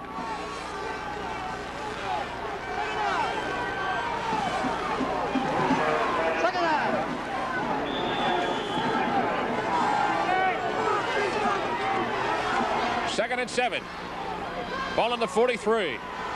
Kelly back to pass. Over the middle, it's going to be picked. Oh! Number 68 headed in and out of his hands. Tom McCardle played a well of a game all afternoon. Scott, unquestionably, if he could have come up with that interception. That was game time. That was it. That was the ball game right there. He had all kinds of time. He could have had a 3-course meal and still caught that thing. But as we said, it is windy and chilly, about a 45-mile-an-hour wind on the field itself. And that plays. He's looking for Francisco, and he is open. Oh, he cannot hang on to the ball. Frank Dorico, all kinds of contortions on the far sideline. He cannot believe it. And I'm sure Francisco probably feels as bad about it as anybody. And now it's a big 4th down. He was wide open. And he was gone, too, I'll tell you, Scott. That was it. A good 10 steps on Paul Gallo. But again, just as McCardle dropped it on the play before, it's cold. We can't impress upon you how much. Wind chill of about 10 below on the field, and a wind 45 to 50 miles per hour, and it certainly has played havoc with both clubs this afternoon. 4th down and 7. Kelly and company forced to go. 2:57 left. They trail by 5. Kelly fakes a draw to Francisco. Thrown over the head, number 34, or 84, David Haig. And academically, that should about do it here this afternoon. You can hear the partisan crowd on the near side of the field where we're high above the bleachers. Shenendehowa quite pleased with what they have just seen over the past 3 downs. And so they will take over. 1st and 10. Ball is spotted on the 42-yard line of the Rams. Jones breaks the huddle. And Brent Stewart has decided to take a timeout. So we too will take this timeout with 2:52 left. coming to you live from Mount Pleasant. Shenendehowa 12, the Rams 7. We'll be back.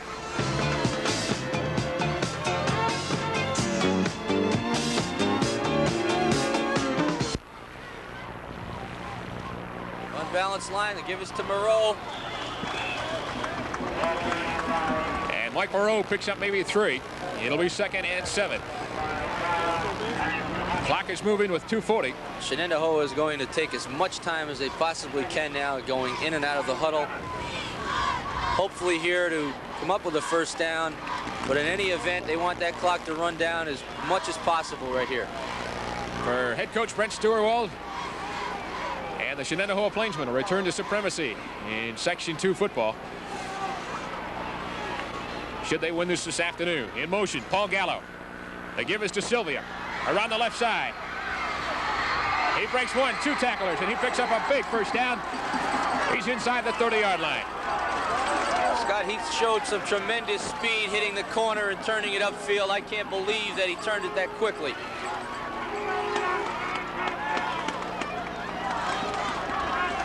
Well, I talked to Glenn's dad earlier this year, Joe Sylvia, and he was quite pleased with the way Brent Stewart was using his son. You can see it again. There he is, breaking to the sideline, and he just tiptoes down the sideline, picking up about 8 more yards. Having to play backup to a fellow like Mike Moreau is not the easiest thing in the world, but Sylvia has done a fine job. This is number 45, Paul Gallo, with a pickup of about 3 or 4.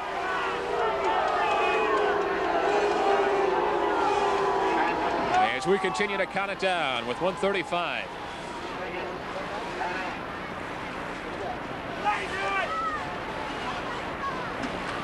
Time allowing, immediately following the game, we'll be down on the field with the winning coach, Brent Stewart, assuming all remains as is right now.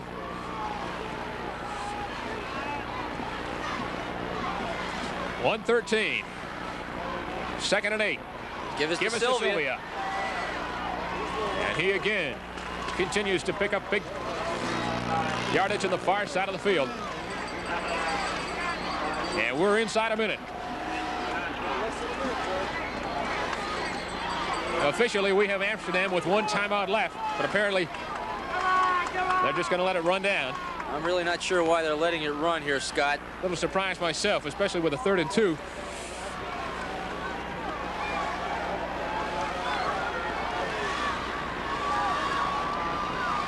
This is Sylvia, and it's going to be close.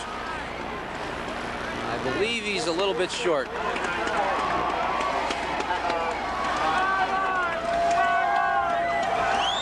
Clock continues to run. We're down to 20 seconds. The crowd on the Shenendehowa side of the field congratulating themselves, shaking their pom-poms, their hats, their gloves, you name it. And all the players on the Shenendehowa sideline signaling we're number 1. As the clock winds down, and that's going to be it. The 1979 Class A Section 2 title championship game won by Shenendehowa. They have beaten the Big Ten champion Rams of Amsterdam by a score of 12-7. We'll be back to talk with head coach Brent Stewart right after this. Again, your final. Shenendehowa 12 and Amsterdam 7.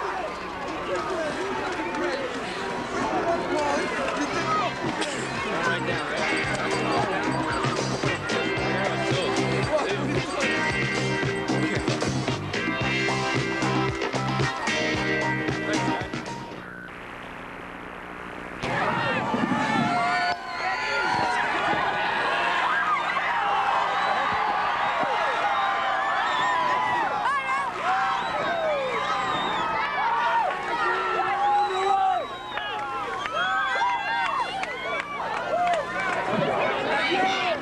We're back on. It's bedlam, to say the least, down here. Scott Murray along with Joe Grasso. Joe is now in the process of trying to find head coach Brent Stewart from the number 1 Shenendehowa Plainsmen.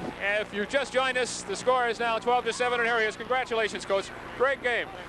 Kind of makes up for missing out last year, huh? Yes, sir. It's much more fun to be down here than up there. What about when our kids are involved? What about the situation in the first half? You looked in the first quarter, and Moreau went in. You 85-yard drive. You kind of did what you wanted. Then they come back, score, go ahead on the extra point. It looked like they had the momentum coming out the second half. Well, they have a very prideful team too. You know, they didn't get here by losing, and they had a lot of courage.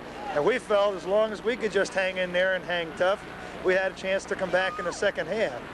But you know, this is really what high school football is all about. Joe, have you got a question for Brent Stewart?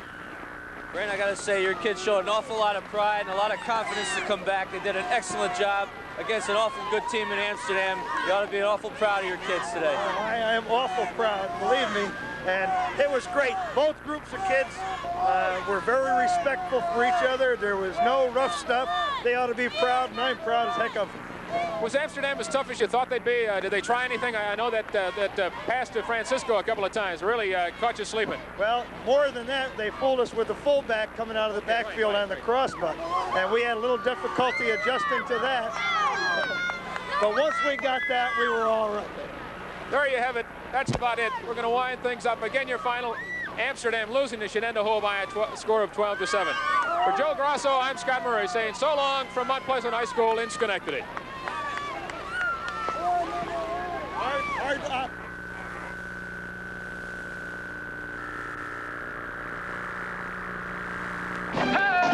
Yard line.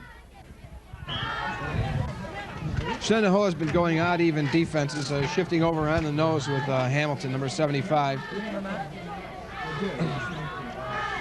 They're in an even with a hard linebacker almost on the line of scrimmage. The streak slot right with their eye. Naughton hands off to the second man through Leviza over the left side, a pickup of maybe 2.5 yards.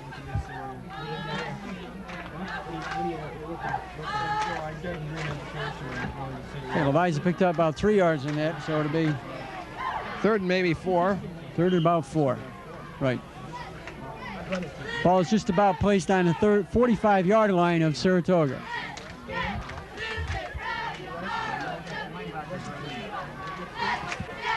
Streaks in their eye. They flank right. Now they shift over. Shenendehowa shifts to the strength. They've got the nose guard in there. They give it to Robinson. He tries to counter off the left side, but there's no hole there. He slanted that way, Paul. Okay, it's going to be a 4th down situation for Saratoga. Pick out about a half a yard on the carry, so Loggins will be going back into punting formation.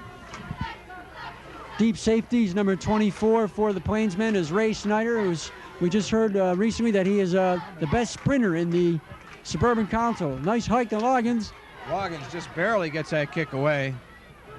Takes a Saratoga. It's going out of bounds at about the 23-yard line of Shenendehowa. You gotta get there fast. Rush block him and go. Let's dive him from the pro. Okay, Shenendehowa would take over on their own 23-yard line. It'd be 1st and 10 for the Plainsmen. Your slot man is not really being honored. It's about the 21-yard line. Let's make it. He goes down, he can beat him. Score is 6-0 here at the East Side Rec with 8:24 remaining in the 3rd quarter. Plainsmen out of the huddle. Now we'll see how strong they really can be if they want to be. We'll see how tough the defense. Well, let's see. Shenendehowa should be fired up. They're in their eye. They're flanked right and split end left. Flanker in motion. DePietrio's playing.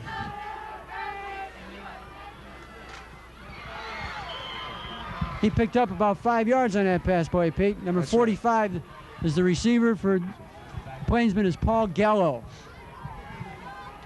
2nd and 5. Send the man in motion and they fill the area. Kennedy was playing head-to-head. He's our monster man. He's been playing head-to-head with any flanker. Last week he did it. He goes, any flanker in motion or any motion shown, Kennedy's been going with him. Is this going to be the new look for the second half of the Plainsmen? You think they'll be passing? They may use a little motion trying to confuse us a bit. Now they're in their power eye and they give it to the first man through up the middle. Just trying to mix the plays up.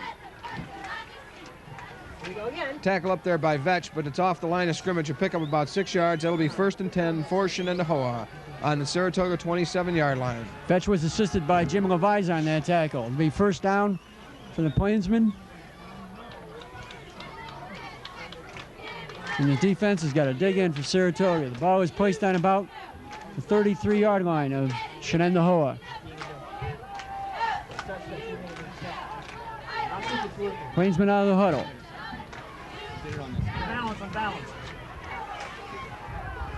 Plainsmen up there in their eye, unbalanced line to the right, and there'll be a penalty against them. They were in motion. I don't understand, Pete, why there was a hesitation on that flag. Should have been out there immediately. Well, the referee was groping for it in his back pocket. Oh, okay.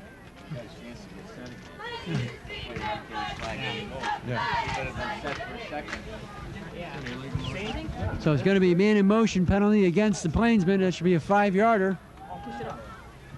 Looks like Saratoga will take it, so it'll be 1st and 15 from about the 27-yard line.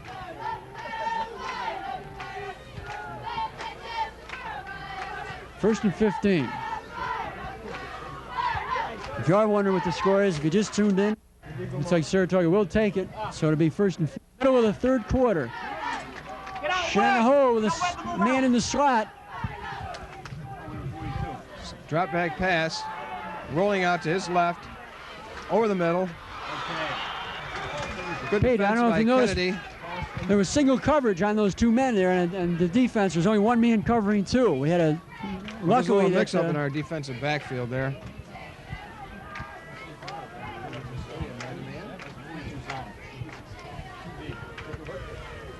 Okay, Shenendehowa sending in plays as they change players. So it's going to be 2nd and 15 from the 27-yard line of Shenendehowa.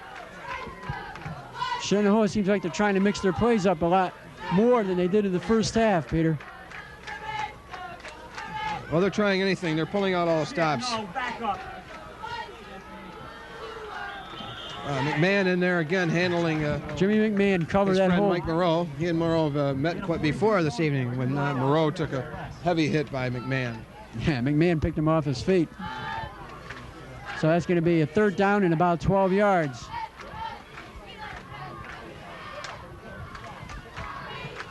It's definitely a passing situation now, Peter. 3rd and 11, and I think they're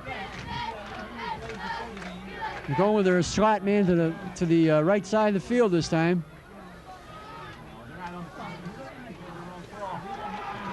Good defense. Fumble. No, he blows it dead. that was Dale Brodus in Brodus. there again. He's in there just like a streak. He streaks with 3 men deep. Celeste and Leviza back there deep. And there has been a constant drizzle all night. Here Streaks at the look east like side. they've got a return on. They're returning it right. It's a very high kick. It won't be fielded. Oh, Jesus. It was dropped by Davy Celeste and picked up by Shenendehowa. A big break for the Plainsmen and a bad break for Saratoga. That was a very high kick, and Dave Celeste had a lot of trouble catching it. It was up above the lights. When it came down into the lights, I'm sure that David was a little distracted. He lost control of that ball. Plainsman out in the power eye, split end to the right. Defense has got to dig in now. Man in motion. That's digging in Moreau right up there. again. Look at that pursuit. Split to the right. They're in their power eye. Roll Roll out right. out. Quarterback on a keeper. A design play. He's got the 1st down. And he is forced out of bounds. So a pickup of about 7 yards. Shenendehowa splitting their line out. Backs in the power eye. Straight drop back pass. Drop back pass. Plenty of time to throw the ball, but it's overthrown, intended for number 32 for Shenendehowa, Glenn Evans. Incomplete. Number 14, Dave Jones, quarterback for Shenendehowa, is a junior. Shows me a lot of poise, Pete. He's got a good arm and he's got a good head out there. He drops back very quickly, gets into that pocket and stays there. Well, they faked 2 or 3 times before he drops back, which is got to throw defense off momentarily. It's going to be 2nd and 10 from the 25 in Saratoga territory. Time. How much time? We have 4:16 left in the 3rd quarter. 6-0 Saratoga. Plainsmen driving on the Saratoga 25-yard line. They're out of the huddle. They're in an eye split left. There's a flag down on the play. The handoff is to the. I think, Pete, we're going to get a Glenn Sylvia and illegal block, I think, Pete. I'm not maybe sure. a crackback block.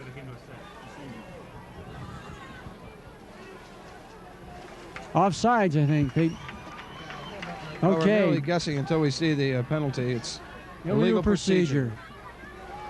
5-yard penalty. What Nothing nullifies yet. a nice long run. It's a break for Saratoga. That'll make it 2nd down and 15. Boy, playing at defensive end is really a tough spot. Sometimes if you go over too far, you get yourself out of the play. The defensive end has got to try to keep that play inside in order to get help for on the tackle from his lineman.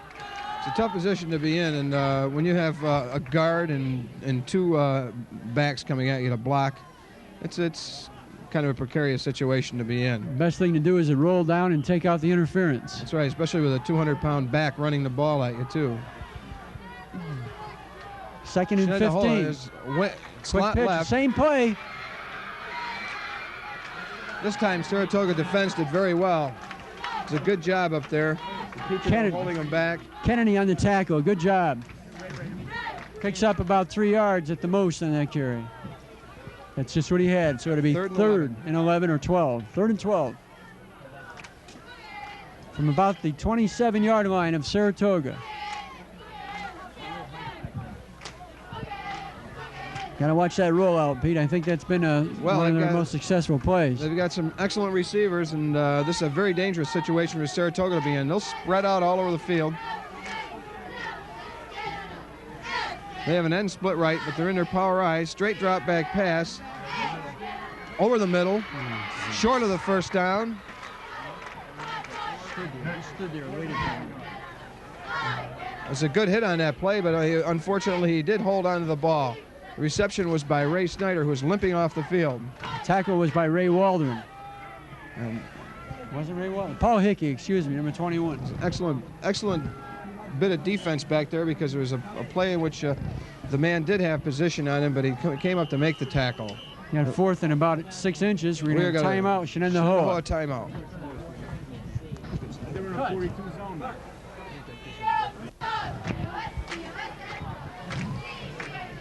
Okay, 4th and inches for Shenendehowa. The ball's on the 15-yard line of Saratoga, with Saratoga in the lead, 6-0.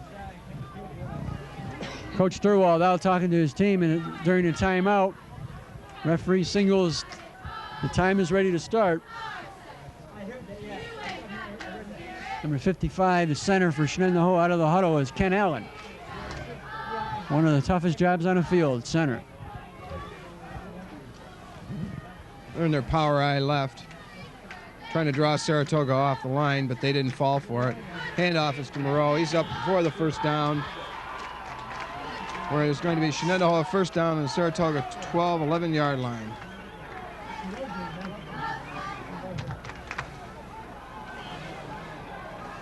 I think we're going to find out just how tough the streaks are, Damien. I think they'll hold them. This is it. This is the test right here, Pete. They got to do it. On that first down, they're going to have to stop him cold. John Hathaway, a senior, flanks out right. They give him double coverage out there and honor him. Good defense that time, Peter. Petrio had the initial contact, but he wasn't able to drive him back. It was Jimmy Leviser was there to help out, though. John Barson on the tackle. He gained him about 3 yards. So it'll be 2nd down and 7 from the Saratoga 8. Steve Vetch coming out.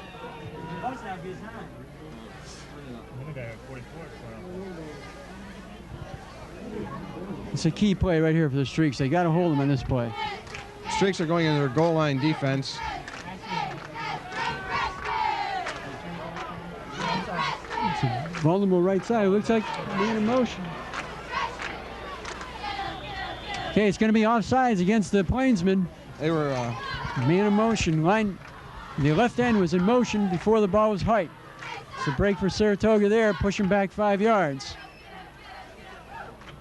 So instead of 2nd and 7, it'll be 2nd and 12 from the Saratoga. That may be a big break. 13. Coach, yes. That may be just